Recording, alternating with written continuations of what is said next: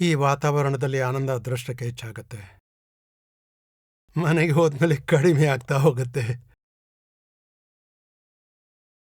ಇಲ್ಲಿ ಭಗವಂತನ ಉಪಸ್ಥಿತಿ ಅಲೌಕಿಕವಾಗಿದೆ. ಎಲ್ಲವುಗಳಿಂದ ಮುಕ್ತ, ಮನೆಯಿಂದ ಮುಕ್ತ, ಫೈಲ್ಗಳಿಂದ ಮುಕ್ತ, ತಿನ್ನುವ, ಅಡುಗೆ ಮಾಡುವ ಚಿಂತೆ ಇಲ್ಲ.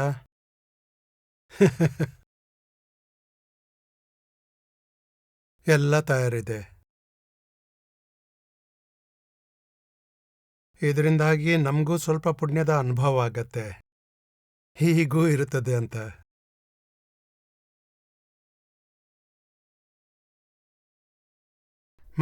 ಮೈಕ್ನಲ್ಲಿ ಮಾತನಾಡಿ. ಆನಂದದ ವಾತಾವರಣದಲ್ಲಿ ಬಹಳಷ್ಟು ಗಾಯಗಳು ಒಣಗಿಬಿಡುತ್ತವೆ. ಸಂಸಾರದ ದುಃಖಗಳೆಲ್ಲ ಹೊರಟು ಹೋಗುತ್ತವೆ. ದೀಪಕ್ ಭಾಯ್, ಜೈ ಸಚ್ಚಿದಾನಂದ್. ಜೈ ಸಚ್ಚಿದಾನಂದ್. ದೀಪಕ್ ಭಾಯ್, ನನಗೆ ಬಹಳ ಕಷ್ಟವಾಗಿದೆ. ಈ ನನ್ನ ಬುದ್ಧಿ ತುಂಬ ತೊಂದರೆ ಕೊಡುತ್ತೆ, ವಿಪರೀತ ತೊಂದರೆ ಕೊಡುತ್ತೆ. ಜ್ಞಾನದ ಸ್ವರೂಪನ ತೆಗೆದುಕೊಂಡು ಬರುತ್ತೆ ಹಾಗೂ ಬಹಳ ತೊಂದರೆ ಕೊಡುತ್ತೆ. ತಾವು ಕೃಪೆ ಮಾಡಬೇಕು. ಅದು ಯಾವ ರೀತಿ ತೊಂದರೆ ಕೊಡುತ್ತೆ ಅಂದ್ರೆ, ಒಂದು ಉದಾಹರಣೆ ಹೇಳ್ತೀನಿ. ನಿನ್ನೆ ಚರಣವಿಧಿಯನ್ನ ಮಾಡ್ತಿರುವಾಗ ನಿರುಮಾ ಅವರ ಕೃಪೆಯಿಂದ ಚರಣವಿಧಿಯ ಪ್ರತಿಯೊಂದು ಅಕ್ಷರನ ನೋಡ್ಕೊಂಡು ಹೇಳ್ತಿದ್ದೆ. ಆಗ ನನ್ನ ಬುದ್ಧಿ ಹೇಳುತ್ತೆ, ಈಗ ನಾನು ನಿರುಮಾ ಮೇಲೆ ಕವಿತೆ ಬರಿತೀನಿ ಅಂತ. ಅಲ್ಲಿ ಚರಣವಿಧಿ ಮಾಡುತ್ತಿರುವಾಗ ಇಲ್ಲ ನಾನು ಕವಿತೆ ಬರಿತೀನಿ ಅನ್ನತ್ತೆ. ಅಲ್ಲಿ ಚರಣವಿಧಿ ಮಾಡ್ತಿರುವಾಗ ಇಲ್ಲ ನಾನು ಕವಿತೆ ಬರಿತೀನಿ ಅಂತ ಹೇಳುತ್ತೆ. ನನಗೆ ಚರಣವಿಧಿನ ಮಾಡೋದಕ್ಕೆ ಬಿಡಲ್ಲ ನಿರುಮಾ ಅವ್ರ ಮೇಲೆ. ಹೀಗೆ ಪ್ರತಿಯೊಂದರಲ್ಲೂ ಬುದ್ಧಿ ಬಹಳ ತೊಂದರೆ ಕೊಡುತ್ತೆ. ಬಹಳಷ್ಟು ಕಳವಳ ಉಂಟು ಮಾಡಿದೆ ನನಗೆ. ಇಡೀ ಜೀವನದಲ್ಲಿ ಈ ಬುದ್ಧಿ ನನಗೆ ಶತ್ರುವಿನಾಗನ್ಸ್ಬಿಟ್ಟಿದೆ. ಬಿಟ್ಟು ಹೋಗೋದಿಲ್ಲ, ಅತಿಯಾಗಿ ತೊಂದರೆ ಕೊಡುತ್ತೆ. ಹಾಗಾಗಿ ಜ್ಞಾನಿ ಪುರುಷ, ನಿಮ್ಮ ಚರಣಗಳಿಗೆ ನಾನು ಕೈ ಮುಗಿದು ವಿನಂತಿ ಮಾಡ್ಕೋತೀನಿ ನಿಮ್ಮಲ್ಲಿ. ನನ್ನಲ್ಲಿರೋ ಬುದ್ಧಿನ ನನ್ನಿಂದ ತಗೊಂಡ್ಬಿಡಿ. ನನ್ನ ಬುದ್ಧಿ ನನಗೆ ಬೇಕಾಗಿಲ್ಲ. ಈ ಬುದ್ಧಿ ಬೇಡ ನನಗೆ. ನನ್ನ ಬುದ್ಧಿನ ನಿಮ್ ಚರಣಗಳ ಬೂಟ್ನ ಪಾಲಿಷ್ ಮಾಡೋದಕ್ಕೆ ಇಟ್ಕೊಂಡ್ಬಿಡಿ. ನನ್ನಲ್ಲಿರೋ ಬುದ್ಧಿನ ತೆಗೆದು ಹಾಕ್ಬಿಡಿ ದಯವಿಟ್ಟು. ನೀವೊಂದು ವಿಷಯ ತಿಳಿದುಕೋಬೇಕು. ನಿಮ್ ಮನಸ್ಸಿದ್ದನ್ನ ಕೇಳಿಸ್ಬೇಕು, ಬುದ್ಧಿಯದ್ದು ಕೇಳಿಸ್ಕೋಬಾರ್ದು. ಬುದ್ಧಿದ್ದು ಕೇಳಿಸ್ಕೊಂಡ್ರೆ ತಲೆ ಮೇಲೆ ಕೂರುತ್ತೆ ಅದು. ಇಲ್ಲಿ ಎಷ್ಟೊಂದು ಗಲಾಟೆ ನಡೀತಾ ಇದೆ, ಮಕ್ಕಳು ಎಷ್ಟೆಲ್ಲ ಕಿರಿಚಾಡ್ತಿದ್ದಾರೆ, ಕೆಲವರು ಮಾತನಾಡ್ತಿದ್ದಾರೆ. ಎಲ್ಲವನ್ನೂ ನೀವು ಕೇಳಿಸ್ಕೋತೀರಾ? ಇಲ್ಲ ಇಲ್ಲ, ಕೇಳಿಸ್ಕೊಳ್ಳಲ್ಲ. ನೀವು ಬುದ್ಧಿದ್ದು ಯಾಕೆ ಕೇಳಿಸ್ಕೋತೀರಾ? ಅದು ಹೇಳ್ತಾ ಇರುತ್ತೆ ನಾವು ಕೇಳಿಸ್ಕೋಬಾರ್ದು. ಅದೆಷ್ಟೇ ಗಲಾಟೆ ಮಾಡಿದ್ರು, ತಲೆ ಹೊಡೆದುಕೊಂಡ್ರು ಕೂಡ ನಾವು ಕೇಳಿಸ್ಕೊಳ್ಳೋದನ್ನ ನಿಲ್ಲಿಸ್ಬೇಕು. ಬುದ್ಧಿದ್ದು ನಿನ್ ಮಾತು ಕೇಳಲಿಕ್ಕಿಲ್ಲ, ರೆಸ್ಪಾನ್ಸೇ ಕೊಡಬಾರ್ದು. ನಿನ್ ಮಾತುಗಳನ್ನ ಕೇಳಿಸ್ಕೊಳ್ಳಿಕ್ಕೆ ನಮ್ಗೆ ಇಷ್ಟನೇ ಇಲ್ಲ. ಎಲ್ಲ ಗೊತ್ತಾದ್ಮೇಲೆ ಕೇಳಿಸ್ಕೊಳ್ಳೋದನ್ನು ನಿಲ್ಲಿಸ್ಬೇಕು. ಮತ್ತೆ ಪ್ರಜ್ಞೆದನ್ನು ಕೇಳಿಸ್ಕೊಳ್ಳಿ. ಬುದ್ಧಿ ಹೇಳುತ್ತೆ ನನಗೆ ಮಾಡಬೇಕು ಎಂದಾಗ ಹೇಗೆ ಈ ಮಕ್ಕಳ ಬಗ್ಗೆ ತಾಯಂದಿರಿಗೆಲ್ಲ ಗೊತ್ತಿರುತ್ತೆ. ಮಕ್ಕಳು ಚಾಕ್ಲೇಟ್ ಕೇಳ್ತಾರೆ, ಟಿವಿಯಲ್ಲಿ ಒಳ್ಳೆ ಸೀರಿಯಲ್ ನಡೀತಿರುತ್ತೆ. ಮಕ್ಕಳು ಚಾಕ್ಲೇಟ್ ಬೇಕು ಅಂತಾರೆ. ಚಾಕ್ಲೇಟ್ ಬೇಕಿದ್ರೆ ಎದ್ದು ಒಳಗೆ ಹೋಗ್ಬೇಕಾಗತ್ತೆ. ಅವೆಲ್ಲದಕ್ಕೆ ಯಾರು ಹೇಳೋದು? ಹಠ ಮಾಡ್ತಾ ಇರ್ಲಿ, ಇಗ್ನೋರ್ ಹಿಮ್.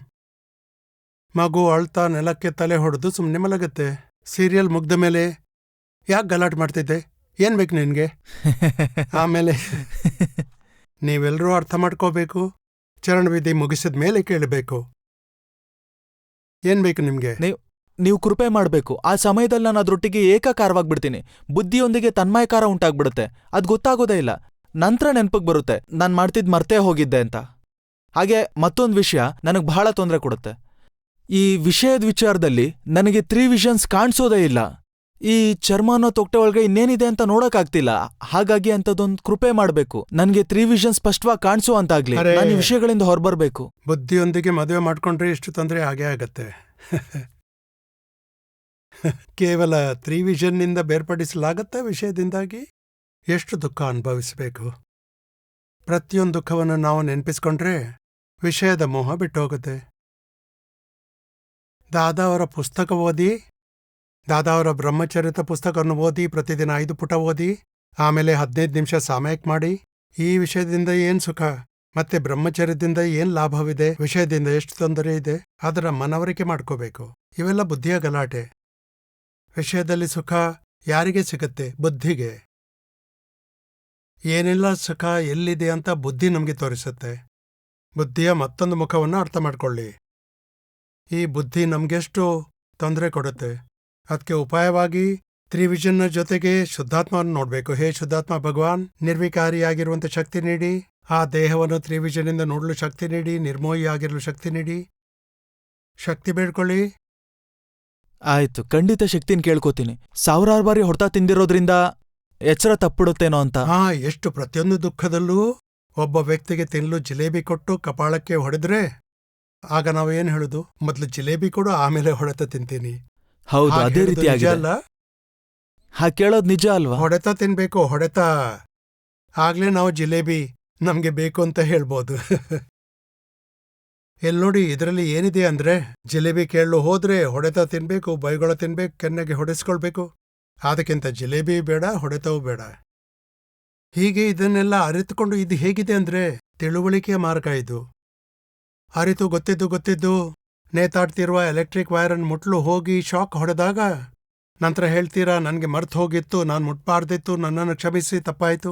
ನಿಮ್ಗೆ ಯಾರು ಹೇಳಿದ್ರು ಈ ನೇತಾಡ್ತಿರುವ ವೈರನ್ ನೀವು ಮುಟ್ಬೇಕು ಅಂತ? ಯಾವುದೇ ವಸ್ತು ಹೀಗಿರುವುದಿಲ್ಲ, ಅದು ನಿಮ್ಮನ್ನು ಸೆಳೆಯುವುದಿಲ್ಲ. ಸರಿ. ನೀವು ಅದರೆಡೆಗೆ ಸರಿ. ಹೋಗ್ತೀರಾ, ಅದು ನಿಮ್ಮನ್ನು ಸೆಳೆಯುವುದಿಲ್ಲ. ನೀವು ಸ್ವತಂತ್ರವಾಗಿದ್ದೀರಿ, ಸುಮ್ನೆ ಯಾಕೆ ಕೈ ಹಾಕ್ತೀರಾ? ಹೋಳಿಯ ಬೆಂಕಿಯಲ್ಲಿ ಕೈ ಹಾಕಿ ಸುಟ್ಟೋದ್ರೆ ಹೇಳ್ತೀರಿ, ಹೋಳಿಯ ಬೆಂಕಿ ನನ್ನನ್ನು ಸುಡ್ತು. ಅದು ಅದರಷ್ಟಕ್ಕೆ ಉರಿತಾ ಇದೆ. ನೀವು ಬೇರೆ ಇದ್ದು ದೂರದಿಂದ ನೋಡಿ, ಸುಡ್ತಿರುವ ಮರತ್ತುಂಡುಗಳು ನನ್ನ ಸ್ವರೂಪ ಅಲ್ಲ. ಅಂದ್ರೆ ನೀವು ನಿಧಾನವಾಗಿ ಕಣ್ಕೋಬೇಕು ಇದರಿಂದ ಬೇರ್ಪಡುವುದು ಹೇಗೆ ಅಂತ. ಬೇರ್ಪಡುವುದರಿಂದ ಲಗಾಮು ನಮ್ಮ ಕೈಯಲ್ಲೇ ಇರುತ್ತೆ. ಶಕ್ತಿ ನೀಡಿ ನನ್ಗೆ, ಹೆಚ್ಚಿನ ಹಾ. ಶಕ್ತಿ ನೀಡಿ. ಆ ನಿರುಮ ಬಗ್ಗೆ ಬರ್ದಿರೋ 2 ಕವಿತೆ ಸಾಲ್ ಹೇಳಲಾ? ನಿರುಮ ಬಗ್ಗೆ ಬುದ್ಧಿ ಬರೆದದ್ದ? ಬುದ್ಧಿಗೆ ನೀವು ರಕ್ಷಣೆ ಕೊಟ್ರೆ ಅದು ಮೇಲೆ ಹೇಳುತ್ತೋ ಇಲ್ವೋ? ನಿಮ್ ಕೆಲ್ಸದವನನ್ನ ಮನೆಯಿಂದ ಹೊರಗೆ ಹಾಕಿ ಮತ್ತೆ ಅವನನ್ನೇ ವೀಳ್ಯದೆಲೆ ತರಲು ಕಳಿಸ್ಬಾರ್ದು, ಗೊತ್ತಾ ನಿಮ್ಗೆ? ಇಲ್ಲ, ಕಳ್ಸೋದಿಲ್ಲ. ಆದ್ರೂ ವೀಳ್ಯದೆಲೆ ತಗೊಂಡ್ ಬಾ ನಂಗೆ. ಹೊರಗೆ ಸುಮ್ನೆ ಆಚೀಚೆ ಅಡ್ಡಾಡ್ತಿದ್ರೆ ನೀವ್ ಹೇಳ್ತೀರಾ, ವೀಳ್ಯದೆಲೆ ತಗೊಂಡ್ ಬಾ, ಮುಗೀತು. ಮನೆಯಲ್ಲಿ ಅವನ್ ರಾಜನಾಗ್ತಾನೆ, ನೀವು ಅವನ ಕೆಲ್ಸದವರಾಗ್ತೀರಾ. ಅರ್ಥವಾಯ್ತು? ಇಲ್ಲ, ಬಹಳ ಚೆನ್ನಾಗ್ ಅರ್ಥ ಆಯ್ತು. ಇನ್ನು ಮೈಕ್ ಯಾರಿಗೆ ಶಕ್ತಿ ಕೊಡ್ತೀರಾ? ನೀಡಿ. ಜೈ ಸಚ್ಚಿದಾನಂದ್. ದೀಪಕ್ ಬೈ ಜೈ ಸಚ್ಚಿದಾನಂದ್. ಇಲ್ಲಿ ದೀಪಕ್ ಬೈ ಜೈ ಸಚ್ಚಿದಾನಂದ್. ನಿರುಮ ಅವರ ಸತ್ಸಂಗನ ಬರೀ 3 ದಿನದಿಂದ ಕೇಳಿ ನನ್ ಮನ್ಸು ಇಲ್ಲಿಂದ ಹೋಗೋದಕ್ಕೆ ಒಪ್ತಾ ಇಲ್ಲ. ಓ, ಹಾಗೆ ನನ್ಗೆ ಹೋಗ್ಬೇಕು ಅಂತಾನೂ ಅನ್ನಿಸ್ತಾ ಇಲ್ಲ. ನನ್ಗೇನ್ ಬೇಕಿತ್ತೋ ಅದು ನನಗೆ ಸಿಕ್ಬಿಡ್ತು ಅನ್ಸ್ತಾ ಇದೆ. ಮೊದ್ಲೆಲ್ಲ ತುಂಬಾ ಟೆನ್ಷನ್, ಚಿಂತೆಯಲ್ಲಿ ಇರ್ತಿದ್ದೆ, ಆದ್ರೆ ಈಗ ಸಂಪೂರ್ಣ ಫ್ರೀ ಆಗ್ಬಿಟ್ಟಿದ್ದೀನಿ. ಇನ್ನೇನು ಬೇಡ, ಬರೀ ಜ್ಞಾನ ಸಾಕು ಅನಿಸ್ತಿದೆ. ಜೈ ಸಚ್ಚಿದಾನಂದ್. ಬಹಳ ಒಳ್ಳೇದು. 20 ತಾರೀಕಿಗೆ ಜ್ಞಾನ ಸಿಗತ್ತೆ. ಜೈ ಸಚ್ಚಿದಾನಂದ್. ಬದುಕ್ಬೇಕು ಅನ್ನೋ ಆಸೆನೇ ಬಿಟ್ಬಿಟ್ಟಿದ್ದೆ. ಹ? ಬದುಕ್ಬೇಕು ಅನ್ನೋ ಆಸೆನೇ ಇದು ಬಿಟ್ಬಿಟ್ಟಿದ್ದೆ. ಹಿಂದಿನ ವಿಷಯ ಅಲ್ಲ. ಹಾ, ಮತ್ತೆ ದೀಪಕ್ ಭಾಯ್ ಅವರನ್ನ ಭೇಟಿ ಆಗ್ಬೇಕು ಅನ್ನೋ ಇಚ್ಛೆ ಬಹಳ ಹಾ. ಉಂಟಾಗಿತ್ತು. ನಿಮ್ಮನ್ ಭೇಟಿ ಆಗ್ಬೇಕು. ಈಗ ಭೇಟಿ ಆಯ್ತಲ್ಲ, ಒಬ್ರನ್ನೊಬ್ರು ನಿಮ್ ಎದುರಿಗೆ. ಬಳಿಗ್ ಬರ್ಬೇಕು. ಓ, ಆಯ್ತು, ಮಜಾ ಮಾಡಿ ಬದುಕೋ ಆಸೆ ಇದೆಯಲ್ಲ, ಈಗ ನಿಜವಾಗಿ ಉಂಟಾಗಿದೆ. ಬದುಕೋ ಹಾಗೇನೇ ಇದೆ. ದೀಪಕ್ ಭಾಯ್ರನ್ನ ಭೇಟಿ ಆಗ್ಲೇಬೇಕು ಅಂತ ಅನ್ನಿಸ್ತಿತ್ತು. ಹಾ, ಆತ್ಮಕ್ಕಾಗಿ ಬದುಕ್ಬೇಕು. ಹಾ. ಸಂಸಾರದ ಆಸೆಗಳನ್ನೆಲ್ಲ ಬಿಟ್ಟಿರುವುದನ್ನು ಮುಂದಕ್ಕೂ ಬಿಟ್ಬಿಡಿ, ಅದು ಬೇಡವೇ ಬೇಡ. ಇನ್ನು ಆತ್ಮಕ್ಕಾಗಿ ಬದುಕೋ ನಿಶ್ಚಯ ಮಾಡಿ. ಸಂಸಾರದಲ್ಲಿ ಇಷ್ಟೊಂದ್ ಬೇಸರ ಬಂದ್ಬಿಟ್ಟಿದೆ ಅಂದ್ರೆ, ನಂತರ ಮಿಲನ್ ಅವ್ರ ಜೊತೆ ಮಾತಾಡ್ದಾಗ ಹೇಳಿದ್ರು, ದೀಪಕ್ ಭಾಯ್ ಇಲ್ಲದಾರ್ ಬಾ ಅಂತ. ಹಾ, ಆತ್ಮಕ್ಕಾಗಿ ಈಗ ಜೀವಿಸ್ಬೇಕಪ್ಪ. ಜೀವನದ ಪ್ರಾಮುಖ್ಯತೆ ತಿಳಿಯಿತು. ದೇಹ ಎಂದಿದ್ರೂ ಸುಟ್ಟೋಗುತ್ತೆ. ಜಗತ್ ಕಲ್ಯಾಣಕ್ಕಾಗಿ ತೊಡಗಿಸ್ಕೊಳ್ಳಿ. ನಿಮ್ ಕೃಪೆ ಒಂದಿದ್ರೆ ಸಾಕು. ಹಾ, ಮತ್ತೆ ಜ್ಞಾನ ತಗೊಂಡಿದ್ದೀರಾ? ತಗೊಂಡಿದ್ದೀನಿ. ಒಳ್ಳೇದು. 5 ಆಜ್ಞೆಲಿರ್ಬೇಕು ನೀವು. ಯಾವಾಗ್ಲೂ ಆನಂದವಾಗಿರ್ತೀರಾ. ಸಂಸಾರದ ಯಾವ ದುಃಖನೂ ಸ್ಪರ್ಶಿಸಲ್ಲ, ಕರ್ಮ ಕಟ್ಟಿಕೊಳ್ಳೋದಿಲ್ಲ, ಆತ್ಮದ ಆನಂದದಲ್ಲಿ ಇರ್ತೀರಾ. ಹಾ. ನನಗೆ ನಿಮ್ ದರ್ಶನ ಮಾಡ್ಬೇಕಾಗಿತ್ತು. ಹಾ, ದರ್ಶನ ದರ್ಶನ ಮಾಡಲು ಸಿಗುತ್ತಲ್ವಾ? ತುಂಬಾ ಒಳ್ಳೇದು. ದೀಪಕ್ ಭಾಯ್, ಜೈ ಸಚ್ಚಿದಾನಂದ್. ನಾನು ಲೀಲಾ ಫೈಲ್ ಮಮ್ಮಿ ಹಾಸ್ಪಿಟಲ್ಗೆ ಅಡ್ಮಿಟ್ ಮಾಡಿದ್ದಾರೆ, ಅಪೋಲೋ ಹಾಸ್ಪಿಟಲ್ಗೆ. ಅವರು ವಿಶೇಷವಾಗಿ ನಿಮಗೆ ಹಾಗೂ ಎಲ್ಲ ಮಹಾತ್ಮರಿಗೆ ಜೈ ಸಚ್ಚಿದಾನಂದ್ ಹೇಳೋದಕ್ಕೆ ಹೇಳಿದ್ದಾರೆ. ಮತ್ತು ನಾನು ಹಾಸ್ಪಿಟಲ್ನಲ್ಲಿದ್ದರೂ ನನ್ನ ಮನಸ್ಸು ಸಿಮಂದರ್ ಸಿಟಿಯಲ್ಲೇ ಇದೆ ಅಂತ ಹೇಳಕ್ಕೆ ಹೇಳಿದ್ದಾರೆ. ಅವರಿಗೆ 1 ನಿಮಿಷ ಕೂಡ ಹಾಸ್ಪಿಟಲಲ್ಲಿದ್ದೀನಿ ಅನ್ನಿಸ್ತಿಲ್ಲ. ನಾಳೆ ಅವರಿಗೆ ಆಪ್ರೇಷನ್ ಮಾಡ್ತಿದ್ದಾರೆ. ಆದರೆ ನಂಗೆ ಅನ್ನಿಸ್ತಿತ್ತು ಮಮ್ಮಿಗೆ ಆಪ್ರೇಷನ್ ಬಗ್ಗೆ ಹಾಗೆ ಏನಾಗುತ್ತೋ ಅಂತ ಹೆದರಿಕೆ ಉಂಟಾಗ್ಬೋದು ಅಂದ್ಕೊಂಡೆ. ನಾನು ಫೋನ್ ಮಾಡಿ ಮಾತಾಡುವಾಗ ಕೇಳಿದೆ, ಹೆದರಿಕೆ ಏನಿಲ್ವಲ್ಲ, ಆಪ್ರೇಷನಿಂದ ನಿಮ್ಗೇನಾದರೂ ತೊಂದರೆ ಆಗ್ಬಿಟ್ರೆ ಏನೋ ಭಯ ಇಲ್ವಲ್ಲ ಅಂತ. ಅದಕ್ಕೆ ಅವರು ಹೇಳಿದ್ರು, ಏನಾಗುತ್ತೆ ಅದು ತುಂಬಾ ಒಳ್ಳೇದು. ಮಾನವಂತಿಕೆಗೆ ಉಂಟಾಗುತ್ತೆ, ನನಗೇನೂ ಆಗೋದಿಲ್ಲ ಹಾಗೆ ಹೇಳಿದ್ರು. ಅವ್ರು ಯಾವಾಗಲೂ ಬೇರೆನೇ ಇದ್ದಾರೆ, ಶುದ್ಧಾತ್ಮದಿಂದಲೇ ಇರೋದು. ಹಾಗೆ ಹೃದಯದಲ್ಲಿ ದಾದಾ ಸಿಮಂದರ್ ಸ್ವಾಮಿ ಬಿಟ್ಟು ಬೇರೇನೂ ಇಲ್ಲ. ನನಗೆ ಸ್ವಲ್ಪ ಕೂಡ ಹೆದರಿಕೆನೇ ಇಲ್ಲ. ನೀವು ಸಹ ಯಾರೂ ಚಿಂತೆ ಮಾಡಬೇಡಿ. ಹಾಗೆ ನೀವೆಲ್ಲ ಈಗ ಸತ್ಸಂಗದಲ್ಲಿ ನಿಷ್ಠೆಯಿಂದ ಪಾಲ್ಗೊಂಡು ನಂತರ ನಿಧಾನವಾಗಿ ನನ್ನನ್ನು ಭೇಟಿ ಮಾಡಿ ಅಂತ. ಹಾಗೆ ಆದರೂ ನನಗೆ ಸತ್ಸಂಗದಲ್ಲಿ ಇರುವಾಗ ಅವರು ಹಾಸ್ಪಿಟಲಲ್ಲಿದ್ದಾರೆ ಅಂತ ನೆನಪಿಗೆ ಬರ್ತಿಲ್ಲ. ಇಲ್ಲೇ ಹತ್ತಿರದ ಹಾಸ್ಪಿಟಲ್ನಲ್ಲಿದ್ದಾರೆ, ಹೋಗಿರಬೇಕು ಅಂತ ಅನಿಸಿದ್ರು. ಸತ್ಸಂಗ ಪ್ರಾರಂಭ ಆದಮೇಲೆ ಹಾಗೆ ಸತ್ಸಂಗದಲ್ಲಿ ಕುಳಿತ ಮೇಲೆ 1 ಸೆಕೆಂಡ್ ಕೂಡ ಅದ್ರ ಬಗ್ಗೆ ಯೋಚನೆ ಬರಲಿಲ್ಲ. ಮಮ್ಮಿಗೇನಾಗುತ್ತೋ ಹೇಗೋ ಏನೋ, ಯಾವ ರೀತಿ ಆಗ್ಬೋದು ಅನ್ನೋ ಯಾವ ವಿಚಾರನೂ ಕೂಡ ಬರಲಿಲ್ಲ. ಹಾಗೆ ಅವರಿಗೆ ಮುಖ್ಯವಾಗಿ ಒಳ್ಳೆದು. ಹೇಳಿದ್ದೀನಿ, ದೀಪಕ್ ಭಾಯ್ ಅವರ ಸತ್ಸಂಗ ಮುಗಿದ್ಮೇಲೆ ನಾನು ಫೋನ್ ಮಾಡಿ ಅವರನ್ನು ನೋಡಕ್ಕೆ ಬರ್ತೀನಿ ಅಂತ. ಟೈಮ್ ಮಾಡಿಕೊಂಡು ದಯವಿಟ್ಟು ಅವರನ್ನು ನೋಡಕ್ಕೆ ಅವಕಾಶ ಮಾಡಿಕೊಡಿ. ನಂತರ ಬನ್ನಿ ಅವರೊಂದಿಗೆ ಫೋನ್ನಲ್ಲಿ ಮಾತಾಡೋಣ. ಜೈ ಸಚ್ಚಿದಾನಂದ್. ಜಯ ಸಚ್ಚಿದಾನಂದ. ನಾನು ಸವಾರ್ಕುಂಡ್ಲ ಭಾವನಗರದಿಂದ ಬಂದಿದ್ದೀನಿ. ಇಲ್ಲಿಗೆ ಬರೋ ಮೊದಲು ನನ್ನಲ್ಲಿ ಎಷ್ಟೊಂದು ಕ್ರೋಧ ಇತ್ತು, ಮೋಹ ಮಾಯ ಇತ್ತು. ಜುನಾಗಢದಲ್ಲಿ ನಾನು ನಿಮ್ಮ ದಿವ್ಯ ಸತ್ಸಂಗನ ಕೇಳಿದ್ಮೇಲೆ ನಂತರ ಆತ್ಮಜ್ಞಾನ ತಗೊಂಡೆ. ನನ್ನ ಮನೇಲಿ ಮೊದಲೆಲ್ಲ ಮನೆಯವರು ಏನೇ ಅಡುಗೆ ಮಾಡಿದ್ರು ಅದನ್ನ ಯಾಕೆ ಮಾಡಿದ್ದೀರಾ ಅಂತ ಯಾವಾಗಲೂ ಜಗಳ ಆಡ್ತಿದ್ದೆ. ಅದು ಸರಿ ಇಲ್ಲ, ಇದು ಹೀಗೆ ಮಾಡಿದ್ದೀರಿ ಅಂತ ತಟ್ಟೆ ಎಸ್ತೋ, ನೀವು ಸರಿಯಾಗಿ ಅಡುಗೆ ಮಾಡಕ್ ಬರಲ್ಲ ಅಂತೆಲ್ಲ ಹೇಳಿ ಬಹಳ ಜಗಳ ಮಾಡ್ತಿದ್ದೆ. ನನಗೆ ತಿನ್ನೋದ್ರ ಬಗ್ಗೆ ಬಹಳ ಹೆಚ್ಚು ಆಸಕ್ತಿ. ಹಣ ಇರುವಾಗ ಚೆನ್ನಾಗಿ ತಿನ್ಬಿಡ್ಬೇಕು, ದೇವ್ರು ಕೊಟ್ಟಿದ್ದಾನೆ ಅಂತ ಜಗಳ ಆಡ್ತಿದ್ದೆ ನಾನು. ದಿನ ಜಗಳ ಆಡ್ತಿದ್ದೆ ನಾನು ಅವ್ರ ಜೊತೆ. ಆದ್ರೆ ಆತ್ಮಜ್ಞಾನ ತಗೊಂಡ್ಮೇಲೆ ಹಾಗೂ ನಿಮ್ಮ ದಿವ್ಯ ಸತ್ಸಂಗ ಕೇಳಿದ್ಮೇಲೆ, ಮತ್ತೆ ಪ್ರತಿನಿತ್ಯ ಟಿವಿಲಿ ನಿಮ್ಮ ಸತ್ಸಂಗನ ರಾತ್ರಿ 8 ಗಂಟೆಗೆ ನೋಡ್ತಿದ್ದೆ ನಾನು. ನಿಮ್ ದರ್ಶನದಲ್ಲೇನೆ ನನ್ನಲ್ಲಿದ್ದ ಅದೇನಂದ್ರೆ ಕ್ರೋಧ, ಮಾಯ, ಮೋಹ ಎಲ್ಲ ಹೊರಟೋಯ್ತು. ತುಂಬಾ ಒಳ್ಳೆ. ಎಲ್ಲ ಹೊರಟೋಯ್ತು. ಅದು ಹೋಗಿದ ತಕ್ಷಣ ನನಗೆ ನಿಮ್ಮನ್ನ ನೋಡ್ಲೇಬೇಕು ಅಂತ ಸಾವರ್ಕುಂಡ್ಲದಿಂದ ರಾತ್ರಿ ಒಬ್ನೇ ಆದ್ರೂ ಸರಿ ಇಲ್ಲಿಗೆ ಬರಲೇಬೇಕು ಅಂತ 4 ದಿವಸ ನಾನು ವ್ಯಾಪಾರ ನಿಂತೋದ್ರೂ ಪರವಾಗಿಲ್ಲ ಅಂತ ನಾನು ಬೇರೆ ಜನರನ್ನು ಕರ್ಕೊಂಡು ಬಂದಿದ್ದೀನಿ ನನ್ನ ಜೊತೆಗೆ. ನನ್ನಲ್ಲಿ ಎಷ್ಟೊಂದು ಜ್ಞಾನ ಜಾಗೃತಿ ಉತ್ಪನ್ನ ಆಗಿದೆ ಅಂದ್ರೆ, ಈ ಮೊದಲು ನಾನು ಹನುಮಾನ್ ಚಾಲೀಸ್ ಓದಿದ್ದೆ, ಸುಂದರಕಾಂಡ ಓದಿದ್ದೆ, ರಾಮಾಯಣ ಎಷ್ಟೋ ಸರಿ ಓದಿದ್ದೀನಿ ನಾನು. ನಮ್ ರಾಮಾಯಣ ತುಂಬಾ ಓದಿದ್ದೀನಿ. ರಾತ್ರಿ 3 ಗಂಟೆವರೆಗೂ ರಾಮಾಯಣ ಓದ್ಕೊಂಡು ಕೂತ್ಬಿಡ್ತಿದ್ದೆ ನಾನು. ಒಬ್ಬ ವ್ಯಕ್ತಿ ನನ್ನಿಂದ 1 ಲಕ್ಷ ತಗೊಂಡು ಹೋದವನು ವಾಪಸ್ ಕೊಡ್ಲೇ ಇಲ್ಲ. ಅದಕ್ಕೋಸ್ಕರ ಅವನ ಜೊತೆ ಜಗಳ ಆಡಿದ್ರು, ಹೊಡೆದಾಡಿದ್ರು, ವಾಪಸ್ ಕೊಡ್ಲೇ ಇಲ್ಲ ಅವನು. ನಂತರ ಈ ಜ್ಞಾನ ದೊತ್ಮೇಲೆ ಸತ್ಸಂಗ ಕೇಳಿದ್ಮೇಲೆ ತಿಳಿತು ಆ 1 ಲಕ್ಷ ರೂಪಾಯಿ ಲೆಕ್ಕಾಚಾರ ಪೂರ್ಣಗೊಂಡಿದೆ ಅಂತ. ಪೂರ್ಣಗೊಂಡಿದೆ. ನನಗ್ ಬೇಡವೇ ಬೇಡ. ಈಗ ನನಗ್ ಮಾತಾಡ್ತಾ ಸ್ವಲ್ಪ ನಾಲ್ಗೆ ತಡವರ್ಸುತ್ತೆ. ಇಲ್ಲ, ಚೆನ್ನಾಗಿ ಸ್ವಲ್ಪ ನಾನು ದೀಪಕ್ ಭಾಯ್ ಅವ್ರನ್ನ ಭಗವಂತ ಅಂತ ಭಾವಿಸಿದ್ದೀನಿ. ನೀವೆಲ್ರೂ ಕೂಡ ಈಶ್ವರ ಅಂತ ಭಾವಿಸಿ. ನನ್ನ ವಿನಂತಿ ಇಷ್ಟೇ ನಿಮ್ಮಲ್ಲಿ. ನಾನು ಸವಾರ್ಕುಂಡ್ಲ ಜಿಲ್ಲೆಯ ಅದ್ಯಾವುದು ಅಂದ್ರೆ ಸೌರಾಷ್ಟ್ರ ಭಾಗಕ್ಕೆ ಬರುತ್ತದು. ತಾವಲ್ಲಿಗೆ ಬರಬೇಕು. ಅಲ್ಲಿರೋರು ಎಲ್ರಿಗೂ ಸತ್ಸಂಗ ಲಾಭ ದೊರಿಬೇಕು ಅಂತ, ನನಗೆ ಅವ್ರ ಎಲ್ರಿಗೂ ಒಳ್ಳೇದಾಗ್ಬೇಕು, ದಿವ್ಯ ಲಾಭ ಪ್ರಾಪ್ತಿ ಆಗ್ಬೇಕು ಅಂತ. ನಾನು ಬಹಳಷ್ಟು ವರ್ಷಗಳಿಂದ ಸೇವೆ ಮಾಡ್ತಿದ್ದೀನಿ. 30 ವರ್ಷಗಳಿಂದ ಗೋಶಾಲೆಯಲ್ಲಿ ಸೇವೆ ಮಾಡ್ತಿದ್ದೀನಿ ನಾನು. ವಾರಸ್ದಾರ್ ಇಲ್ಲದ ಹಸುಗಳಿಗೆ, ಮೇವಿಲ್ದೆ ಅಲ್ದಾಡೋ ಬಡುಕ್ಲು ಹಸುಗಳಿಗೆ ಸೇವೆ ಮಾಡ್ತೀನಿ ನಾನು. ಆದ್ರೆ ಅವೆಲ್ಲದಕ್ಕಿಂತ ಈ ಸತ್ಸಂಗದ ಲಾಭ ಏನಿದೆ ಹೆಚ್ಚು ಬೆಲೆ ಬಾಳುವಂತದ್ದಾಗಿದೆ. ಇದು ತುಂಬಾ ಬೆಲೆ ಬಾಳುವಂಥದ್ದು. ಪ್ರತಿಯೊಬ್ರಿಗೂ ಆ ಈಶ್ವರನೇ ನಮಗ್ ದೊರಕಿರೋದಾಗಿ ನಾನ್ ಭಾವಿಸ್ತೀನಿ. ಅದಕ್ಕೋಸ್ಕರ ನಾನು ಮನೇಲಿ ಸಪ್ರೇಟ್ ಟಿವಿ ಮತ್ತೆ ಕ್ಯಾಸೆಟ್ಗಳನ್ನೆಲ್ಲ ತಗೊಂಡೋಗಿದ್ದೀನಿ. ಈ ಕಿವಿಗೆ ಹಾಕೊಳ್ಳೋ ಯಂತ್ರ ಕೂಡ ತಗೊಂಡೋಗಿ ರಾತ್ರಿ ಇಡೀ ಒಬ್ನೇ ಕೇಳ್ಕೊಂಡು ಸದಾಕಾಲ ಅದ್ರಲ್ಲೇ ಇರ್ಬೇಕು ಅಂತ ಮಾಡಿದ್ದೀನಿ ನಾನು. ಇನ್ನು ನನ್ನ ಜೀವನ ಯಾವಾಗ್ಲೂ ಅದ್ರಲ್ಲೇ. ಈ ಆಗು ಹೋಗು ಚರಣವಿಧಿ ಸಂಪೂರ್ಣ ಬಾಯ್ಪಾಠ ಆಗ್ಬಿಟ್ಟಿದೆ. ದಾದಾ ಭಗವಾನ್ ನನಗೆ ಈ ದಾರಿ ತೋರಿಸಿದವ್ರಿಗೆ, ಹಾಗೆ ಇಲ್ಲಿಗೆ ಬರೋದಕ್ಕೆ ಸಹಾಯ ಮಾಡಿದವ್ರಿಗೆ ನನ್ನ ಧನ್ಯವಾದಗಳು. ನಾನು ಅವ್ರನ್ನ ಮರೆಯೋದಿಲ್ಲ. ತಾವು ಹೇಗಾದ್ರೂ ಮಾಡಿ ನಮ್ಮ ಸಾವರ್ಕುಂಡದಲ್ಲಿ ನಿಮ್ಮ ಜ್ಞಾನವಿಧಿ ಕಾರ್ಯಕ್ರಮನ ಏರ್ಪಡಿಸ್ಬೇಕು ಅಂತ ನನ್ನ ಇಚ್ಛೆ ಆಗಿದೆ. ನನ್ಗೆ ತುಂಬಾ ಆಸೆ ಅದು.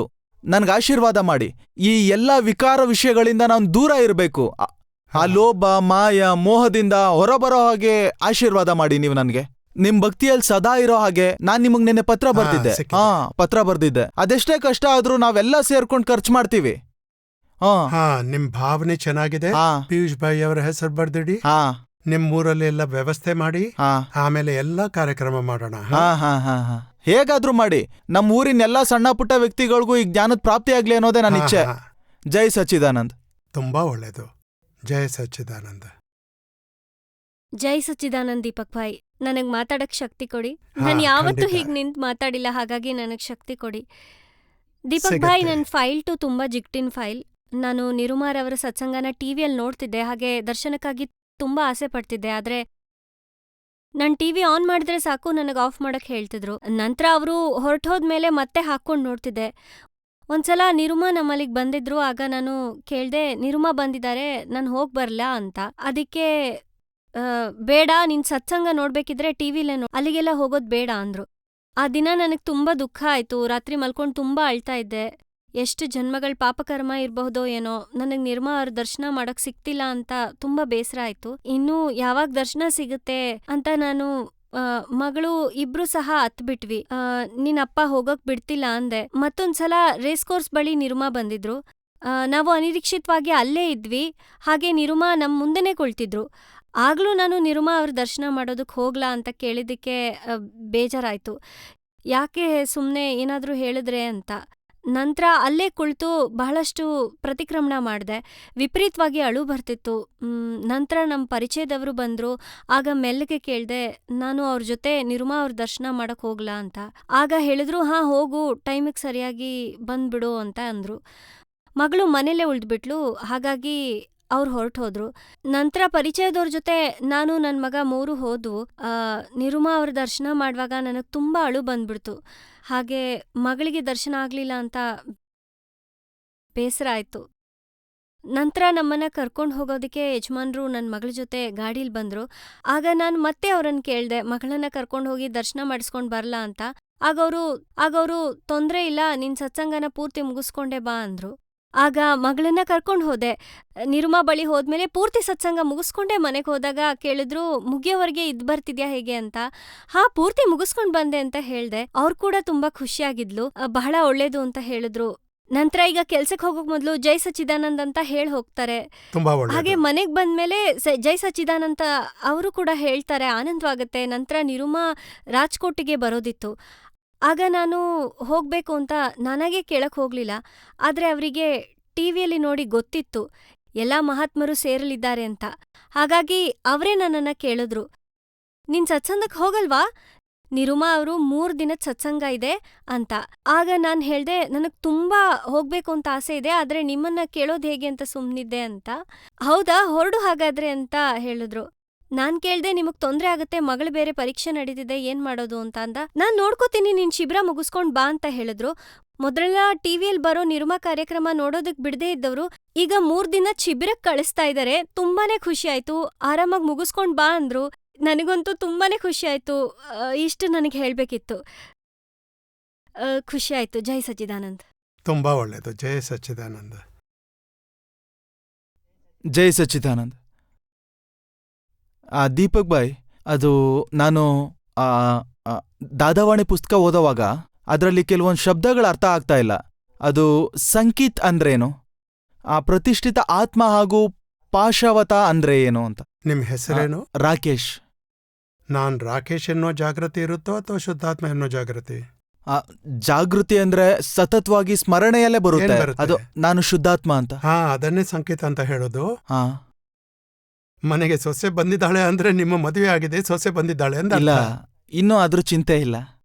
ಓ, ತುಂಬಾ ಒಳ್ಳೇದು. ಸಂಕೇತ ಏನಂತ ಗೊತ್ತಾಯ್ತಲ್ಲ. ಹಾ, ನಾನ್ ಶುದ್ಧಾತ್ಮ ಅನ್ನೋದು ಸಂಕೇತ್, ರಾಕೇಶ್ ಅನ್ನೋದು ಮಿಥ್ಯಾತ್ವ. ಪಾಶವತ ಅಂದ್ರೆ ಪಶುಗಳನ್ನು ನೋಡಿದ್ರಲ್ವಾ, ಹಾ, ಪ್ರಾಣಿಗಳು ಹಾ, ಯಾರ್ದೋ ವಸ್ತುಗಳನ್ನು ಎಳೆದುಕೊಂಡು ತಿನ್ನುತ್ತವೆ ಅಲ್ಲ, ಹಾ. ಇವೆಲ್ಲ ಪಾಶವತ. ತನ್ನ ಹಕ್ಕು ಇಲ್ಲದಿರೋದನ್ನು ಭೋಗಿಸುವುದು, ಕಬಳಿಸ್ಕೊಂಡ್ ಬಿಡುವುದು, ಇವೆಲ್ಲ ಪಾಶವತ. ಪ್ರತಿಷ್ಠಿತ ಆತ್ಮ ಅಂದ್ರೆ ಅದೇ ಮೊದಲೆಲ್ಲ ಅಜ್ಞಾನದ ಸ್ಥಿತಿಯಲ್ಲಿ ನಮ್ಗೆ ಗೊತ್ತಿಲ್ಲದೆ ನಾನೇ ರಾಕೇಶ್, ನನ್ಗೆ ಅದು, ನನ್ಗೆ ಇದು, ನನ್ಗೆ ಅದೆಲ್ಲ ಬೇಕು ಭಾವಿಸಿ ಹಿಂದಿನ ಜನ್ಮದಲ್ಲಿ ಭಾವನೆ ಮಾಡ್ಲಾಗಿತ್ತು. ರಾಕೇಶ್ ಹುಟ್ಟಿದಾನೆ. ಈ ರಾಕೇಶನ್ನ ಪ್ರತಿಷ್ಠಿತ ಆತ್ಮ ಅನ್ನೋದು ಹಿಂದಿನ ಜನ್ಮದಲ್ಲಿ ಪ್ರತಿಷ್ಠಾಪನೆ ಮಾಡಿದಂತೆ ಈಗ ಫಲ ನೀಡ್ತಾ ಇದೆ. ಅಂದ್ರೆ ಯಾವ ಜನ್ಮದ ಕರ್ಮದಲ್ಲಿ ಏನಿರುತ್ತೋ ಅದ್ ಬರ್ತಾ ಇರುತ್ತೆ. ಅದನ್ನ ಪ್ರತಿಷ್ಠಿತ ಆತ್ಮ ಅಂತಾರೆ ಅಂತ. ಅದ್ರ ಭಾವಿಸ್ಕೊಂಡಿರೋ ಬಗ್ಗೆ ಆತ್ಮ ಏನಾದ್ರು? ಅಂತೀವಿ. ಸರಿ. ಹಿಂದಿನ ಜನ್ಮದಲ್ಲಿ ಭಾವನೆ ಇತ್ತು, ನಾನು ಹಾಗ್ ಮಾಡ್ತೇನೆ, ನಾನು ಹೀಗ್ ಮಾಡ್ತೇನೆ, ನಾನು ಇದ್ ಮಾಡ್ತೇನೆ. ಹಿಂದಿನ ಜನ್ಮದಲ್ಲಿ ಯಾವ ಆತ್ಮ ಫಲ ನೀಡುತ್ತೆ ಅದು ಪ್ರತಿಷ್ಠಿತ ಆತ್ಮ. ದೀಪಕ್ ಬಾಯ್, ನನ್ನಲ್ಲಿ ಕ್ರೋಧ ಮೊದ್ಲಿಗಿಂತ ಕಡಿಮೆ ಆಗಿದೆ, ಆದ್ರೆ ತಾಳ್ಮೆ ಕಡಿಮೆ ಇರೋದಿಲ್ಲ. ತಾಳ್ಮೆ ಇರೋದಿಲ್ಲ? ಇಲ್ಲ, ತಾಳ್ಮೆ ಇರೋದಿಲ್ಲ. ಓ, ಇರೋದಿಲ್ಲ ಹಾ. ಅಲ್ವಾ? ಇರ್ದೇ ಹೋದ್ರೆ ಚಿಂತಿಲ್ಲ, ನಾವು ದಾದಾ ಭಗವಾನ್ರ ಆಜ್ಞೆಯನ್ನು ಪಾಲಿಸ್ಕೊಂಡು ಹೋಗ್ಬೇಕು. ಈಗ ಸ್ಟಡಿ ಮಾಡ್ತಿದ್ದೀನಿ, ಎಕ್ಸಾಮ್ ಹತ್ರ ಬರ್ತಿದೆ, ಯಾವಾಗ್ಲೂ ಓದೋದ್ರಲ್ಲೇ ಇರ್ತೀನಿ, ಹಾಗಾಗಿ ಆಜ್ಞೆಗಳಲ್ಲಿ ಇಲ್ಲ, ಹೆಚ್ಚಾಗಿರೋಕ್ಕಾಗ್ತಿಲ್ಲ. ಆಜ್ಞೆದ್ದು ಹಾಗೇನೂ ಇಲ್ಲ. ಆಜ್ಞೆಗೂ ಓದುವುದಕ್ಕೂ ಏನು ಅಡ್ಡಿ ಬರೋದಿಲ್ಲ. ಆಜ್ಞೆ ಅಂದ್ರೇನು, ರಾಕೇಶ್ ಓದ್ತಿದ್ದಾನೆ, ಜಾಗ್ರತೆ ಇಟ್ಕೋಬೇಕು. ರಾಕೇಶ್ಗೆ ಹೇಳ್ಬೇಕು, ಚೆನ್ನಾಗಿ ಓದ್ಕೊ ನೀನು, 1 ಗಂಟೆ ದಾದಾ ಭಗವಾನ್ರಲ್ಲಿ ಶಕ್ತಿ ಕೇಳ್ಕೊಂಡು ಚೆನ್ನಾಗಿ ಓದ್ಬೇಕು. ಹೀಗೆ ಬೇರ್ಪಟ್ಟಿದ್ರೆ ಶಕ್ತಿನೂ ಬರುತ್ತೆ, ತಾಳ್ಮೆನೂ ಬರುತ್ತೆ, ಎಲ್ಲ ಸ್ಥಿರತೆನೂ ಬರುತ್ತೆ. ಬೇರ್ಪಟ್ ಇರೋದು ಅಂದ್ರೆ ಹೇಗೆ? ಸತತವಾಗಿ ಇಲ್ಲ, ಇಲ್ಲ, ಸ್ಮರಣೆಯಲ್ಲೇ ಹಾಗಲ್ಲ. ಇಟ್ಕೋಬೇಕು. ರಾಕೇಶ್ ನಾನು ಬೇರೆ, ಶುದ್ಧಾತ್ಮ ನಾನ್ ಅಂತ. ಶುದ್ಧಾತ್ಮ. ಸರಿ. ರಾಕೇಶ್ನ ವ್ಯವಹಾರವನ್ನು ನೆರವಿನಂತೆ ಇಟ್ಕೋಬೇಕು. ರಾಕೇಶ್ನೊಂದಿಗೆ ಪಕ್ಕದ ಮನೆಯವನಂತೆ ವ್ಯವಹಾರ ಇಟ್ಕೋಬೇಕು. ಊಟಕ್ಕೆ ಕೊಡ್ತಾಗ ಹಾ. ಪಕ್ಕದಲ್ಲಿ ಒಬ್ಬ ಗೆಳೆಯ ಕೂತಿದ್ರೆ ನೀವು ಹೇಳ್ತೀರಾ, ನನ್ಗೆ ಇದು ಬೇಕು, ನಿನ್ಗೆ ನಾನು ಏನ್ ತರಿಸ್ಲಿ ಹೇಳು, ಹೀಗೆ ವ್ಯವಹಾರ ಮಾಡ್ತೀರಲ್ಲ. ಹಾ. ಬೇರ್ಪಟ್ಟಿರುವ ವ್ಯವಹಾರ ಮಾಡ್ಬೇಕು. ಹಾ ದೀಪಕ್ ಭಾಯ್. ರಾಕೇಶ್ ದೀಪಕ್ ಭಾಯ್. ದುಃಖವಾದ್ರೆ, ರಾಕೇಶ್ ಯಾರಿಗಾದ್ರೂ ದುಃಖ ಉಂಟು ಮಾಡಿದ್ರೆ ಪ್ರತಿಕ್ರಮಣ ಮಾಡು ಅಂತ ಹೇಳ್ಬೇಕು. ನಿನ್ಗೆ ನಾಚಿಕೆ ಆಗೋದಿಲ್ಲ, ಯಾಕೆ ದುಃಖ ಕೊಡ್ತಾ ಆ ಇದೀಯ? ರೀತಿ ಜಾಗೃತಿ ಅಷ್ಟೇ. ಇರುತ್ತೆ. ಯಾರಿಗಾದ್ರೂ ದುಃಖ ಹಾಗೇ ಉಂಟು ಮಾಡಿದ್ರೆ ಅದಕ್ಕೋಸ್ಕರ ಎಲ್ಲಾ ಪ್ರತಿಕ್ರಮಣ ವ್ಯವಹಾರದಲ್ಲೂ ಮಾಡ್ಲಾಗತ್ತೆ ಅಂತ. ನಿಧಾನವಾಗಿ ಬೇರೆ ಇಡ್ಬೇಕು. ಊಟ ಮಾಡೋನು ರಾಕೇಶ್, ಓದೋವನು ರಾಕೇಶ್. ರಾಕೇಶ್ಗೆ ತಾಳ್ಮೆ ಇರುವುದಿಲ್ಲ, ತಾಳ್ಮೆ ಇರುವುದು ರಾಕೇಶ್ನಿಗೆ. ನಾನ್ ಶುದ್ಧಾತ್ಮ ನೋಡುವಾತ. ಬೇರ್ಪಟ್ಟಿರ್ಬೇಕು ಏನು. ಜೈ ಸಚ್ಚಿದಾನಂದ್. ಜೈ ಸಚ್ಚಿದಾನಂದ್ ದೀಪಕ್ ಬಾಯ್. ಹಾ, ಆಗ್ಲಿ ಹೇಳಿ. ಜೈ ಸಚ್ಚಿದಾನಂದ್. ಜಯ ಸಚ್ಚಿದಾನಂದ್. ನಾನು ಪ್ರತಿಕ್ರಮಣ ಮಾಡೋಕ್ ಕೂತ್ಕೊಂಡ್ರೆ ನನಗ್ ದೋಷಗಳು ಕಾಣಿಸ್ತಾನೇ ಇಲ್ಲ. ಕಾಣಿಸೋದಿಲ್ವೇ? ಇಲ್ಲ. ಇರ್ಲಿಕ್ಕಿಲ್ಲ ಅಷ್ಟೇ. ದೋಷಗಳು ಇವೆಯಾ? ಹಾ, ದೋಷ ಉಂಟಾಗಿರ್ಲೇಬೇಕಲ್ವಾ? ಉಂಟಾಗಿರ್ಲೇಬೇಕಲ್ಲ. ಉಂಟಾಗಿದೆಯಾ? ಉಂಟಾಗಿದೆ. ಯಾವಾಗ? ಯಾರೊಟ್ಟಿಗೆ ಉಂಟಾಗಿದೆ? ಮನೇಲಿ ಉಂಟಾಗತ್ತೆ, ಗಂಡನ್ ಯಾರಿಗಾದ್ರೂ ಜೊತೆ. ದುಃಖ ಕೊಟ್ಟಿರೋದು ನೆನ್ಪಿಗೆ ಬರುತ್ತಾ? ಯಾರಿಗಾದ್ರೂ ದುಃಖ ಕೊಟ್ಟಿದ್ದು ನೆನ್ಪಾಗುತ್ತಾ? ಹಾ, ನೆನ್ಪಾಗತ್ತೆ ಅವೇ ಕೆಲ್ವೊಂದು. ದೋಷಗಳು. ದುಃಖ ಕೊಟ್ಟಿದ್ರೆ ಕ್ಷಮೆ ಬಿಡ್ಬೇಕು. ಹೀಗ್ ದುಃಖ ಕೊಟ್ಟಿದ್ದೀನಿ, ಸಿಟ್ ಮಾಡ್ಕೊಂಡು ದುಃಖ ಕೊಟ್ಟಿದ್ದೀನಿ, ಮನೆಯಲ್ಲಿ ಚಿಕ್ಕ ಮಗುವಿಗೆ ಲಟ್ಟಣಿಗಿಂದ ಹೊಡೆದಿರ್ಬೇಕು. ಮನೇಲ್ ಗಂಡನ್ ಜೊತೆ ಜೋರಾಗಿ ಮಾತಾಡ್ಬಾರ್ದು ಅಂತಾರೆ, ಆದ್ರೆ ಕೆಲ್ವೊಂದ್ಸಲ. ಹಾ, ಅವೆಲ್ಲ ದೋಷಗಳು. ಅವುಗಳಿಗೆ ಪ್ರತಿಕ್ರಮಣ ಮಾಡ್ಬೇಕು. ನೋಡಿ, ಆದ್ರೆ ಕಾಣಿಸದೆ ಹೋದ್ರೆ ಇಡೀ ದಿನದ ಬಗ್ಗೆ ಹುಡುಕೊಳ್ಬೇಕು. ಹ್ಮ್. ಚಿಕ್ಕಂದಿನಿಂದ ಇಲ್ಲಿಯವರೆಗಿನ ದೋಷಗಳು ಕಾಣಿಸದೆ ಹೋದ್ರೆ ಬಿಟ್ಬಿಡಿ. ಬೆಳಿಗ್ಗೆ ಎದ್ದಾಗ್ಲಿಂದ ರಾತ್ರಿ ಮಲಗೋವರೆಗೆ ಏನೆಲ್ಲ ತಪ್ಪುಗಳಾಗಿವೆ, ಯಾರಿಗಾದ್ರೂ ದುಃಖ ಕೊಟ್ಟಿದ್ದೀರಾ? ಅಷ್ಟು ನೆನಪು ಮಾಡ್ಕೊಂಡ್ರೆ ದೋಷಗಳು ಕಾಣಿಸುತ್ತವೆ. ನನಗ್ ನನ್ ದೋಷಗಳು ಕಾಣಿಸೋ ತರ ಕೃಪೆ ಮಾಡಿ.